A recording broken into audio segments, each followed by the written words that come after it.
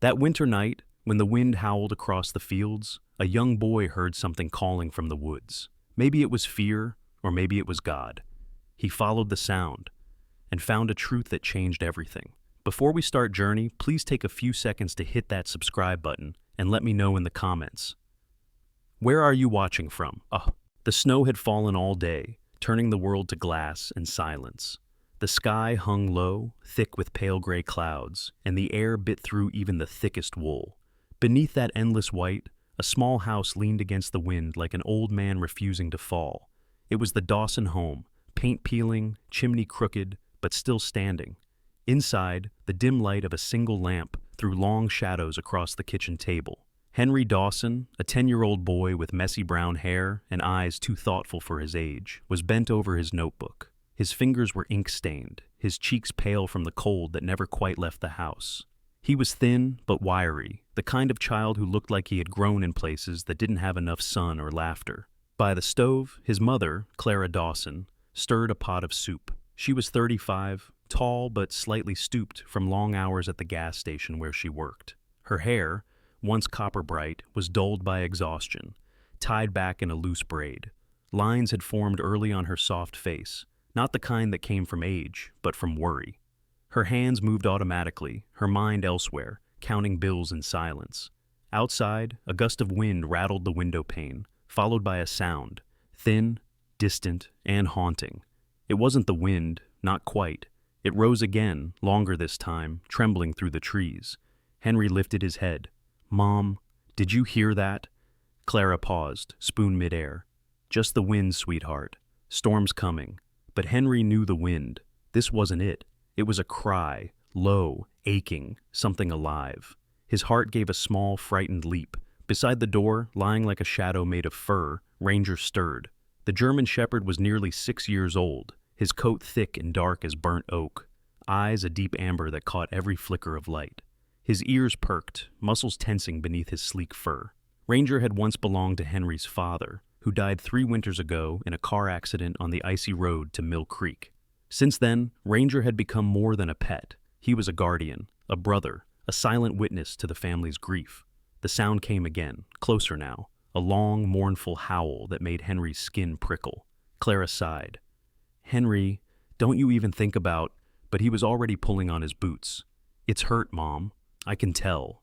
Her voice hardened, though fear flickered behind her tired eyes.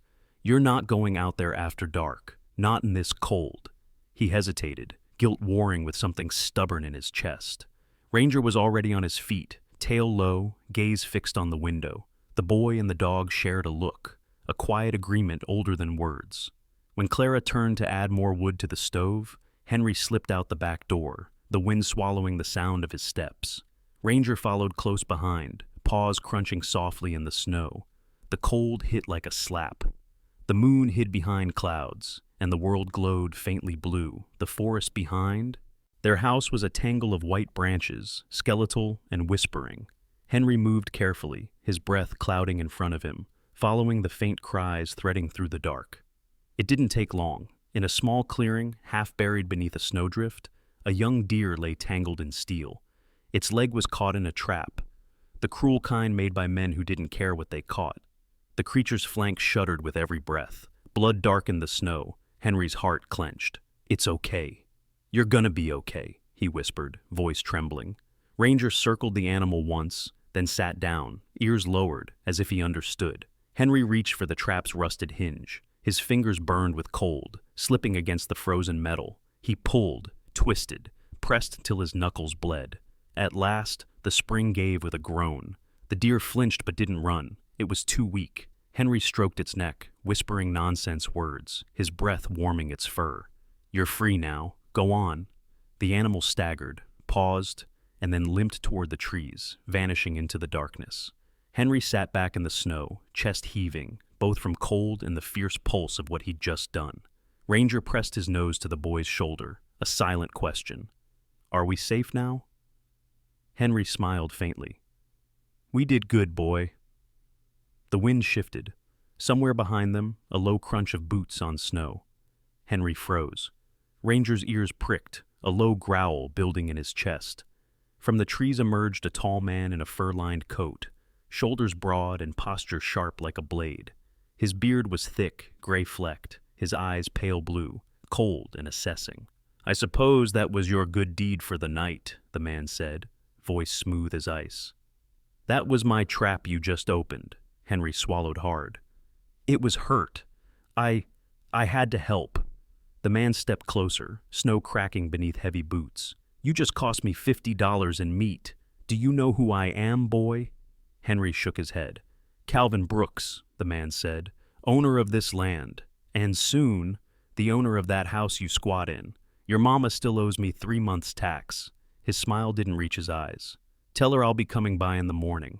Then he turned, boots grinding deep into the snow, and vanished into the dark. Henry stood there, breath trembling, Ranger pressed close against his leg. The wind picked up again, carrying a faint metallic scent. Blood, or maybe rust. He looked toward the trees where the deer had disappeared, and for the first time the forest seemed to be watching back. Ranger barked once, low and uneasy. Henry whispered, "Let's go home." But somewhere deep inside, he already knew home wouldn't feel safe anymore. The next morning arrived pale and bruised, the kind of light that never quite managed to break through the clouds. The snow had crusted over during the night, hard as glass beneath Henry's boots as he trudged down the small dirt road to school. He had barely slept. Calvin Brooks's words had echoed all night in his head, cold and sharp, like nails in the dark. Ranger walked beside him, tail low, ears flicking at every sound, his breath forming ghosts in the frozen air. The German shepherd had sensed the unease that clung to the boy and refused to let him walk alone. At the crossroads, a group of boys waited near the rusted bus stop sign. They were older, 12, maybe 13, and had that careless arrogance that comes easily to children who have never gone hungry. Their leader, Tommy Haskell, was tall for his age, freckled, with a shock of red hair that stuck out from under a torn beanie. He was the son of the town mechanic that liked to remind others of it. Tommy had the sharp, restless energy of someone who had already learned that power came from who you could make smaller. "Well, look who showed up," Tommy called, grinning wide enough to show the chip in his front tooth. "Little Henry Dawson saving forest rats again?" Henry kept walking, clutching his worn backpack tighter. Ranger stayed close, muscles taut, eyes locked on the boys. Tommy stepped into his path. "You think you're some kind of hero, huh? Maybe you should rescue your mom from working at that greasy gas station first." Henry froze. The words hit harder than a shove. His mother's tired face flashed in his mind, her hands cracked from the cold. He tried to step aside, but Tommy pushed him back. "Leave me alone," Henry said quietly. The older boy laughed. "What's the matter? Gonna cry?" Before Henry could answer, Ranger moved. The growl came deep and fast, a sound that rolled through the air like thunder. Tommy stumbled backward as the big shepherd stepped forward, teeth bared but not biting, just close enough to send the message. The other boys scattered and shouting, slipping on the ice. "Keep him away!" Tommy yelled, his bravado cracking. Henry grabbed Ranger's collar, pulling him back, heart hammering. "It's okay, boy. It's okay." A voice cut through this commotion. "That dog's got more sense than half the men in this town." Henry turned to see a man leaning against a wooden fence a few yards away. He was tall, broad through the shoulders, with a weathered face that looked carved from the same wood as the land itself. His beard was streaked with silver, trimmed close, and his eyes, gray and steady, held a quiet watchfulness. His coat was heavy canvas, patched at the elbows, and his gloved hands rested on a cane made of old oak. It was Mr. Whitmore, the neighbor from the farm at the edge of the town. People said he had been a rancher once, before an accident took his wife and part of his leg in a winter storm years ago. Since then, he'd lived alone with a few chickens and too many ghosts. The children whispered that he was mean, but adults said he was simply done with talking. "Sir," Henry said softly, unsure, "I didn't mean for him to—" Whitmore waved a hand. "You did fine, son. That mutt just knows when a fool needs scaring." His voice was low, gravelly, carrying the dry humor of a man who'd seen too much to waste words. He eyed the dog with something close to approval. "German shepherd, right? Good stock, smart eyes." Ranger stood alert but calm, sensing no threat. Whitmore's gaze moved to Henry. "You live up on the Dawson lot, don't you? Your pa used to help mend fences for me?" Henry nodded. "He died 3 years ago." A silence passed, soft, respectful. "Yeah," Whitmore said at last. "Good man, your father. He looked at the road where Tommy and his friends had disappeared. Don't pay attention to boys who bark louder than they bite. Henry managed a small smile. Thank you, sir. The older man's expression eased, just a flicker. You ever split wood before? Henry blinked. A little, not well. Well then, Whitmore said, tapping his cane against the ground. Come by after school. I'll show you how to do it right. No one should grow up without learning to make fire. That evening, Henry did just that. Clara was still at work, her uniform smelling faintly of gasoline and coffee. The house felt too quiet, too heavy with the debt letters stacked by the radio. So, he and Ranger crossed the frozen field toward Whitmore's place. The old man's farm was small but tidy, fences straight, tools lined up like soldiers. Chickens pecked lazily at the snow. Whitmore stood by a chopping block, axe in hand, movement slow but sure. You came, he said, not looking surprised. Henry nodded. I brought Ranger. Good. A boy ought to bring a friend when he works. For the next hour, Whitmore taught him the rhythm of the axe, the swing, the follow-through, the balance of strength and patience. He corrected gently, never mocking, and when Henry finally split a log clean in two, the man gave a small, approving nod. You've got good hands, he said. Work like that. You could build a life out here. As the sun sank behind the tree line, turning the snow to gold, Whitmore told him stories about his younger days driving cattle across frozen plains, about mistakes that cost more than money. His voice held both humor and ache, the kind that comes from living long enough to know the difference between loss and regret. When Henry left, his palms were blistered but warm. Ranger trotted ahead, tail wagging lazily. For the first time in weeks, Henry felt the air didn't bite so hard. Someone cared enough to teach him something again. Back home, Clara waited at the kitchen table, a new letter in her hand. The color had drained from her face. She folded it quickly when Henry entered, forcing a smile. That didn't reach her eyes. How was your day, sweetheart? Henry hesitated, then smiled. Good. Mr. Whitmore showed me how to chop wood. That's nice, she said softly. Her gaze flickered to the window, where the wind clawed at the glass. Henry, if anyone comes asking about the house, don't talk to them, okay? He frowned. Is it about Mr. Brooks? She didn't answer, just reached over and touched his cheek, her hand trembling slightly. Promise me. I promise. Ranger barked once, low and distant, as if sensing something beyond their small circle of light. Outside, down the road, a car engine started. Smooth, expensive, too familiar. Henry moved to the window, but Clara pulled the curtain shut. Don't, she whispered. Not tonight. The storm arrived without warning, rolling over the hills like a living thing. By dusk, the world had vanished behind a wall of white, and the Dawson cabin seemed smaller than ever, a flicker of light swallowed by the cold. Inside, the wind hummed low through the gaps in the wood, carrying a sound that could almost be mistaken for breathing. Henry sat near the hearth, his homework forgotten, watching the flames twist and crackle. Beside him, Ranger slept, though one ear stayed lifted, as if even dreams could not quiet his watch. Clara moved between the table and the stove, her steps slow from exhaustion. She wore her work uniform still, blue shirt, oil-stained, name tag bent from use.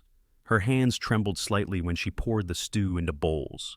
The small radio on the counter muttered static before catching the local news, reports of falling temperatures, an oncoming blizzard, and a reminder for residents to stay indoors.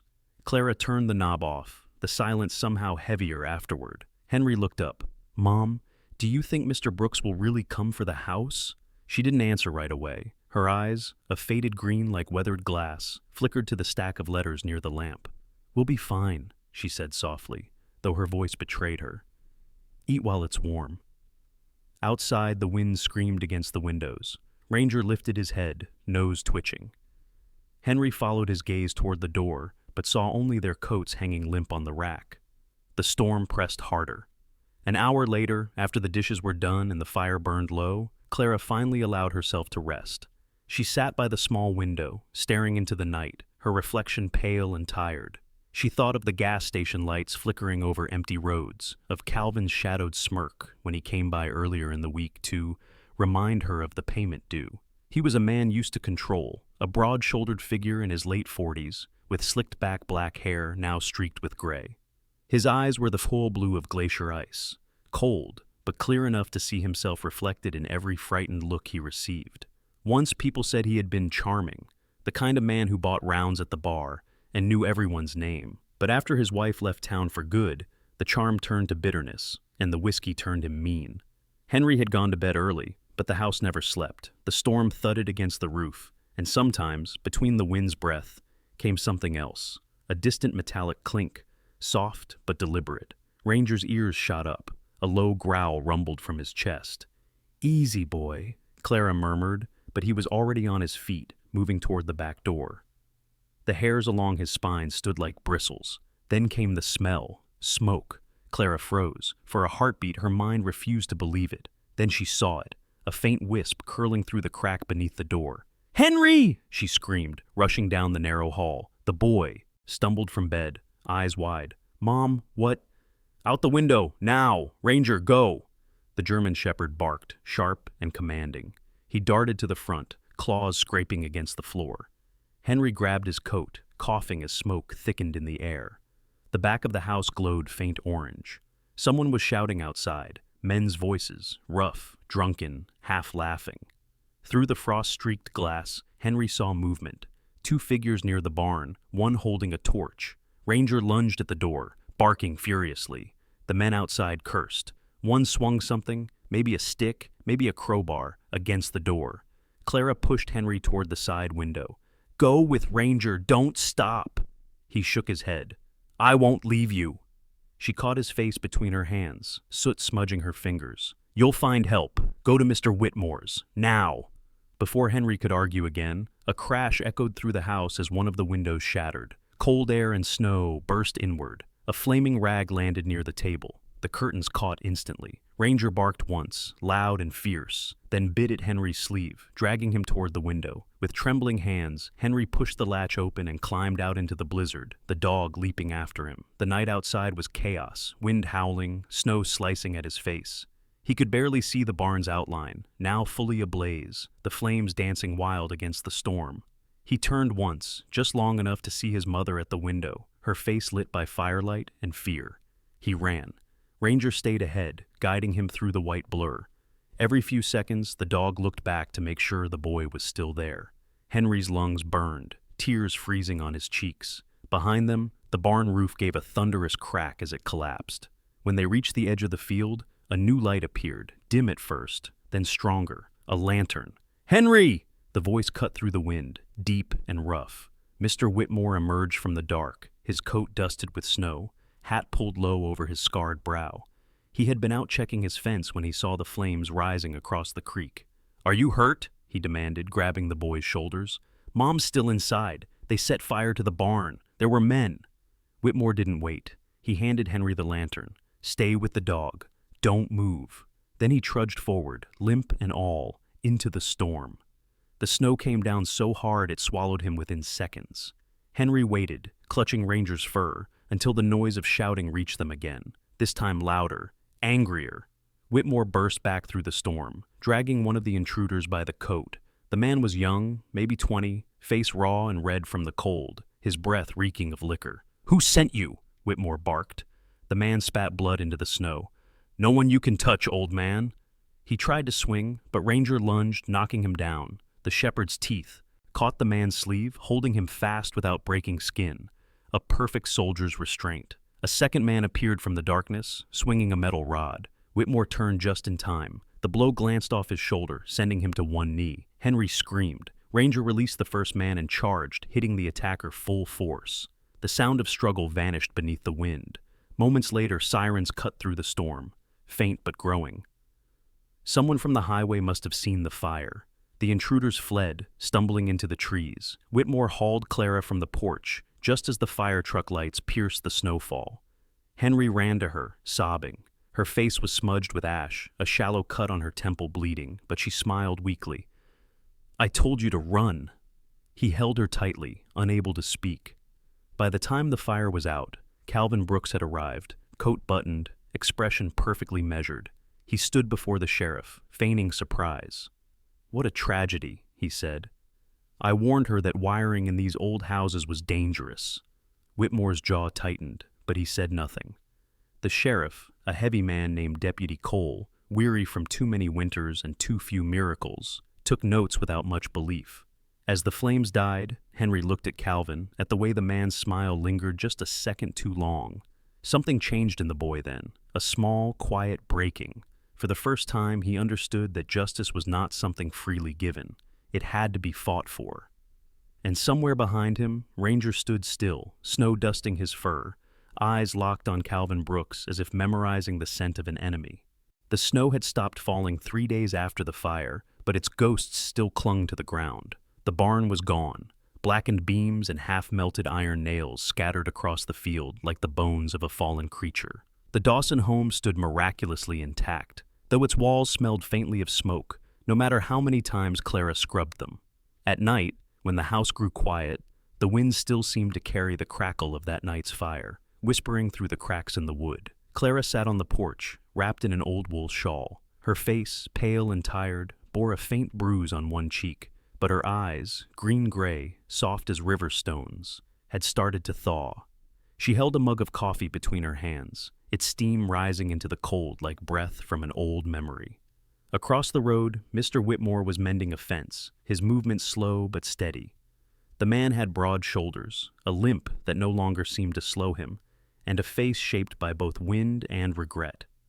He looked up occasionally, tipping his hat when Clara's gaze lingered too long.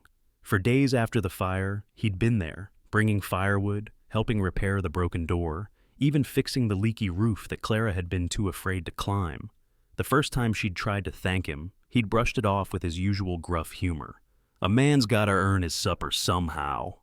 But tonight, as the moon rose over the snow-covered field, the silence between them felt warmer than any fire. Inside, Henry sat cross-legged by the small desk where his father's old typewriter gathered dust. He was turning a folded document over in his hands, a yellowed paper he had found earlier that afternoon while helping Mr. Whitmore clean the old shed. It was brittle at the edges, smelling of mold and oil. At the bottom was a signature he knew by heart, George Dawson, his grandfather. The words above it were hard to read but clear enough. Property tax settled in full. His pulse quickened. "Mom," he called softly, "you should see this." Clara stepped in, brushing snow from her shawl. "What is it, sweetheart?" Henry held up the paper. "It's from Grandpa. He paid the taxes years ago. It says the land's been cleared. Calvin's lying." Her breath caught. For a moment, her mind raced through the possibilities. Hope, disbelief, and fear tangled like threads. "Where did you find this?" "In the shed, behind the old seed chest. Mr. Whitmore said it looked official." She took the document gently, tracing her father-in-law's handwriting. The man had been meticulous, old-fashioned, the kind who believed in handshakes and ink stamps. Clara had never doubted he'd settled things before he passed. "If this is real," she whispered, "we can stop the court from taking the house." Henry's eyes lit with resolve. "Then we'll take it to town, tomorrow." But tomorrow was Sunday, the courthouse closed, and the hearing set for Monday morning. If they waited, Calvin might move first. The boy looked out the window where the moonlight spilled silver across the field. "We can go tonight," he said. Clara turned sharply. "Absolutely not. The road's frozen and it's 10 miles to town. You'd never make it." Henry lowered his gaze but said nothing. She kissed his forehead, believing the matter closed, and went to bed soon after. An hour later, the house was dark, save for the faint glow of embers. Henry sat by the table, the paper folded carefully inside his jacket. Ranger lay beside him, eyes half open, as if waiting for the inevitable. "We'll go quiet," Henry whispered. "Just to the courthouse. We'll leave it in the mailbox, then come right back." The dog rose silently, tail swishing once in agreement. Henry dressed in layers, 2 shirts, a sweater, his father's old coat, and slipped on his boots. The floorboards groaned underfoot, but Clara didn't stir. He opened the door, and the night met him with sharp, frozen breath. The moon was full, washing the snowfield in pale silver light. The journey began slow. The snow crunched under Ranger's paws, soft and rhythmic. Henry kept his hand on the dog's back, letting Ranger lead through the drifts. Their breath mingled in the air, small puffs of warmth, swallowed by the cold. Every so often, Henry looked back to see the faint glow of the cabin fading into distance, a single star in the dark. They crossed the creek, frozen now into a sheet of dull glass. The trees around them were black silhouettes, branches heavy with ice. Somewhere in the distance, an owl hooted. Henry thought of his mother, how she'd worry if she knew, but the thought only made him walk faster. By the halfway mark, the wind had risen again. Not a storm, but sharp enough to cut through his clothes. His fingers burned, then went numb. Ranger slowed, looking back with a small whine. Henry crouched, pressing his face into the dog's fur. "We're okay, boy. Almost there." A flicker of light caught his eye. Headlights, far off, moving slowly down the main road. Relief flooded him, but as it drew closer, that relief turned to dread. The truck was familiar. Dark green, dented fender, the same one parked outside the Dawson property too many times. Calvin Brooks's truck. Henry ducked behind a snowbank, heart pounding. The paper crinkled in his jacket. Ranger crouched low beside him, eyes gleaming. The truck passed, its tires crunching over ice, engine growling like something alive. When it was gone, Henry exhaled shakily. "We can't let him get there first," he whispered. Ranger barked once, soft but sure. They started running.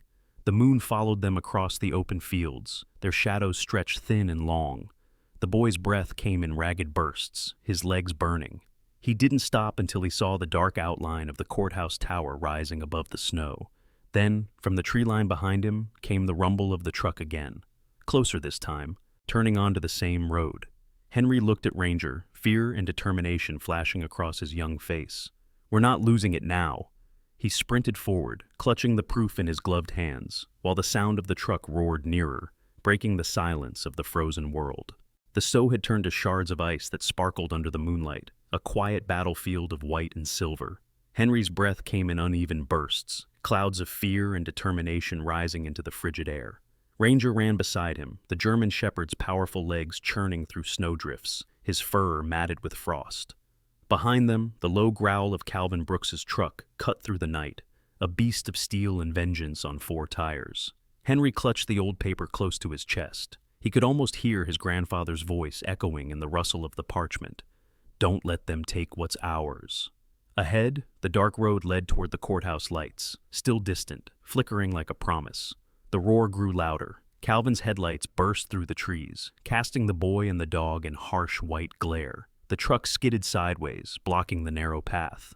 Its door swung open, and Calvin stepped out into the snow, boots crunching like breaking glass. He was bundled in a heavy coat, collar turned up, the edges of his beard silvered by age. His face, broad and scarred by years of anger, glowed red under the reflection of his own headlights. The cold didn't seem to touch him. He looked at Henry with the detached amusement of a man who thought the world already belonged to him. "Well, well," Calvin drawled, his voice calm, soaked in bourbon. "Running errands for your mama, are you? You've got something that belongs to me." Henry shook his head, backing up a step. "It's not yours. You lied about the taxes." Calvin's grin widened, cruel and slow. "Lied? No, boy. I just made a deal your family was too poor to keep. The world's built that way, wolves and sheep." Ranger's low growl rumbled across the clearing, the fur along his neck rising. Calvin reached inside his coat and pulled out a crowbar, the metal dull under the moonlight. "Move aside, kid. I won't ask twice." Henry stood frozen, his heart hammering so loud he could barely hear the wind. Then he whispered, "No." The word was small but sharp, slicing through the silence like glass. Calvin's expression shifted, something between disbelief and fury. He took a step forward. "You don't know what you're doing, boy." Ranger leapt before Henry could move. The dog hit Calvin's arm, teeth flashing, sending the crowbar clattering into the snow. Calvin shouted, swinging his other fist down hard. Ranger yelped and fell back, his flank bleeding where the blow landed. "Ranger!" Henry screamed, dropping to his knees. He pressed his hands against the dog's fur, warm blood staining his gloves. "It's okay, boy. Please, please stay." Calvin picked up the crowbar again, breathing hard. His shadow loomed over them both. "You think a mutt and a scrap of paper are gonna stop me?" But before he could strike again, a voice thundered through the night. "Drop it, Brooks!" A beam of light cut across the clearing. Mr. Whitmore stepped out from the trees, his heavy coat dusted with snow, his gray eyes burning with something fierce and old. Behind him, the wail of sirens echoed faintly, growing closer. Calvin froze for a heartbeat, then snarled, "You stay out of this, old man." Whitmore raised his rifle, not aimed to kill, but steady, certain. You should have stayed sober, Calvin. You might have remembered which side of the law you're on. From the road, 2 police cars pulled up, their lights flashing red and blue against the snow. Deputy Cole emerged first, his broad frame outlined by the glow, face grim beneath his fur-lined hat. "What the hell is going on here?" Cole barked. Calvin's voice twisted into false innocence. "I caught the boy trespassing, trying to steal from me." "Shut it," Whitmore cut in. "He's got the deed that proves you've been lying about his land. You sent men to burn them out." Cole glanced between them, eyes narrowing. He stepped forward and picked the paper from Henry's trembling hands. Reading it, his expression shifted. "This has the county seal, signed and notarized, George Dawson's signature clear as daylight." Calvin's bravado faltered. "That's forged. Old papers mean nothing." Cole's jaw tightened. "You'll have your say at the station. Turn around. Hands behind your back." Calvin hesitated, rage boiling just under his skin. Then Ranger gave a weak growl, lifting his head despite the blood in the snow. That sound, low, defiant, seemed to break something in the man. Calvin dropped him the crowbar and raised his hands. Whitmore lowered the rifle, the tension leaving his shoulders like the last breath of a storm. Henry fell beside Ranger, tears freezing on his cheeks. "He's bleeding bad," he whispered. Whitmore knelt down, unwrapping his scarf to press it against the wound. "He's a fighter. He'll hold on." When the first light of dawn touched the horizon, the world seemed washed clean. Calvin sat cuffed in the back of the patrol car, his expression hollow. Cole spoke quietly into his radio while the paramedics bandaged Ranger's side. Clara arrived minutes later, coat thrown over her nightdress, hair wild from wind and fear. She ran to Henry and gathered him into her arms. "Mom, we did it," Henry murmured, exhaustion slurring his words. "We saved it." Clara kissed his forehead, tears falling freely. "You saved us, sweetheart." Ranger stirred weakly, licking the boy's wrist. Henry smiled faintly through his tears. "Told you we'd make it, boy." The sun broke over the fields, gold spilling across the snow. For the first time in months, the Dawson land looked alive again. A month later, the snow had melted into patches of mud and wild grass. The Dawsons' repaired barn stood red against the horizon, fresh paint glinting under the morning light. The scent of spring was faint but real. Henry wore a clean white shirt and an awkward tie that wouldn't stay straight. Beside him, Ranger sat tall, his furs glossier now, the scar on his side hidden beneath thick new hair. The dog's ears perked as the church bell rang. Under the old oak by the fence, Clara Dawson and Mr. Whitmore stood hand in hand. Clara wore a pale blue dress, simple but lovely, her hair loose for the first time Henry could remember. Whitmore looked almost shy in a pressed gray jacket, his beard neatly trimmed, a quiet happiness softening the stern lines of his face.